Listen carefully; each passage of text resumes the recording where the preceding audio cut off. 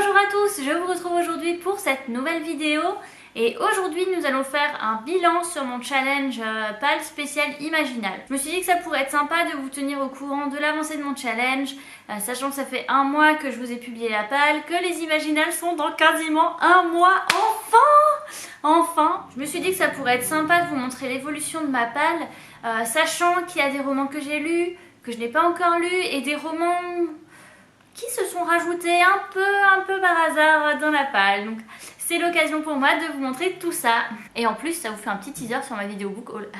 Je ne sais pas si vous vous souvenez, mais ma PAL comptait 7 romans, donc les voilà. Un peu montré à l'arrache. Et du coup, ma PAL en comporte maintenant 9, mais sachant que j'en ai lu 4, il m'en reste que 5, dont un qui est en cours de lecture. Honnêtement, je ne sais plus tout à fait dans quel ordre toutes les choses se sont rajoutées ou pas, donc je vais déjà vous montrer les livres que j'ai lus. Donc si vous avez vu mon dernier point lecture, vous avez vu que j'ai lu le roman Dévoreur de Stéphane Plateau aux éditions Les Moutons Électriques. C'est un roman que j'ai aimé sans aimer en même temps, c'était assez bizarre. Si vous avez vu mon avis, vous comprenez ce que je veux dire. En tout cas, j'ai vraiment adoré La Plume de Stéphane Plateau. Et j'ai vu que Le Sentier des Astres, le tome 1, donc Manèche, le gros pavé de chez Les Moutons Électriques, allait sortir en poche au mois de mai. Donc je pense que je vais craquer pour le format poche, ça me fera un petit peu moins peur que le grand format. C'est un petit peu moins cher, du coup je pourrais m'acheter non pas un seul, mais 2 livres. Wouh! Quand on a un budget limité, les poches c'est vachement cool. Ma lecture suivante était Nos âmes rebelles de Samantha Bailly aux éditions Rajo. C'est un roman que j'ai dévoré en très peu de temps. J'ai adoré, j'ai hâte de revoir l'auteur aux Imaginales parce qu'elle est tellement géniale, moi j'adore. En plus elle a une chaîne YouTube où elle vous donne des conseils d'écriture. Donc si vous la connaissez pas, je vous mettrai le lien de sa chaîne en barre d'infos. C'est hyper intéressant et ses vidéos sont tellement bien faites, enfin, franchement j'adore. Une lecture dont je ne vous parlerai pas beaucoup ici, puisque je vous en parlerai dans un prochain point lecture. C'est un roman que j'ai lu en lecture commune avec Céline Lini-Boukadit. Roman où je l'ai lâchement abandonné pour la fin, parce que moi j'ai complètement tracé, je ne sais pas si elle va finir à l'heure actuelle, mais j'ai adoré. Il s'agit de Récit du demi-loup, le tome 1, Véridienne de Chloé Chevalier, encore une fois au Mouton Électrique. Je vous avoue que c'est une maison d'édition que j'apprécie de plus en plus, je ne connaissais pas trop au final. Voilà, j'ai déjà lu plusieurs des romans qu'il propose et j'ai à chaque fois adoré. Je vous parle bien sûr de Jaworski, d'Estelle Fay avec Porcelaine, de celui-ci. Toujours est-il, c'est toujours des ouvrages de qualité. Là-dessus, Véridienne, moi j'ai complètement accroché à l'histoire.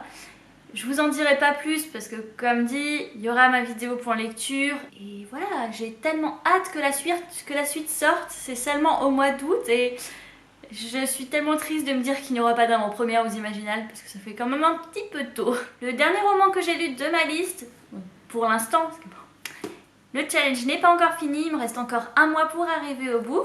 Il s'agit d'Animal, le tome 1, La malédiction de Boucle d'Or, de Victor Dixon. C'est aux éditions Gallimard Jeunesse et j'ai passé un super moment de lecture. C'est un roman que j'ai dans ma palle depuis quelques mois. Je sais pas pourquoi, j'avais jamais envie de me lancer dedans. Je sais pas ce qui me rebutait en fait. Je sais pas si c'était la période, parce que ça se passe pas en 1900 ou en 2000, vous voyez, ça se passe quand même un petit peu plus tôt. Et je sais pas ce qui m'a rebuté, mais en tout cas, je l'ai commencé en attendant ma mère lors d'un rendez-vous. Et j'ai enchaîné toute la journée, j'ai lu, jusqu'à ce que pouf, il soit fini. Je suis vraiment contente de l'avoir lu. Comme pour Véridienne, je vous en parlerai dans mon prochain point lecture. Mais voilà, j'envisage très fortement de m'acheter la suite. Maintenant, je vous avoue que j'hésite encore par rapport au format. Est-ce que je me l'achète en grand format, au risque d'avoir la série dépareillée? Est-ce que j'attends la sortie poche, mais où il y a l'encart jaune que j'aime pas du tout?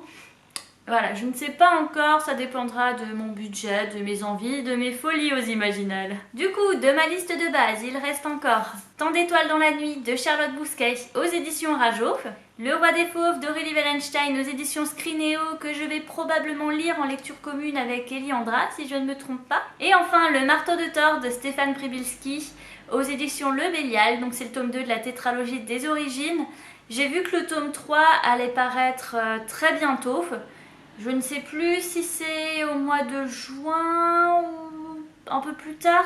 Enfin, toujours est-il que je l'ai vu sur le site, il va paraître bientôt. Donc il faut que je le lise, il faut que je le lise, comme ça je serai à jour pour la sortie. Comme je vous le disais, il y a eu des fluctuations dans ma liste, puisqu'il y a 2 romans qui se sont rajoutés complètement par hasard. Bon, un des 2 était prévu d'être acheté aux Imaginales, je l'ai vu passer tellement sur les réseaux au moment de sa sortie que, bah voilà, mes pieds m'ont guidée. Un peu malgré moi, dans une librairie, mes mains l'ont prise, malgré moi, dans la main, je l'ai acheté un peu malgré moi, hein, tout à fait, j'ai commencé à le lire et pour l'instant, j'adore vraiment. Je parle d'IRL d'Agnès Marot aux éditions Gulfstream dans leur collection Électrogène. Alors déjà, rien que pour l'ouvrage, il vaut le coup d'être acheté, parce que regardez-moi cette couverture, elle est trop belle. La tranche est rose fuchsia. Rien que pour ça, j'adore ce livre. Il est blanc et rose fuchsia, c'est tout ce que j'aime. Et puis franchement, le fait de l'acheter neuf et de séparer les pages, oh, c'est tellement génial, tellement. J'avais lu quelque part que ce roman est en fait un mix entre les Sims et le Truman Show. Et franchement, c'est exactement ça. Et je n'en dirai pas plus parce que je suis en train de le lire et je ne sais pas quoi vous dire sans trop vous spoiler. Toujours est-il que c'est génial. Je suis à la moitié, voilà. Il faut le lire. Par contre, le seul point négatif, c'est que le dos est en train de s'abîmer. Mais au moins, l'auteur verra que je l'ai lu. Et enfin, le dernier roman qui s'ajoute à ma liste est un roman que je ne connaissais pas du tout avant de le voir en librairie. Je l'ai flashé sur sa couverture.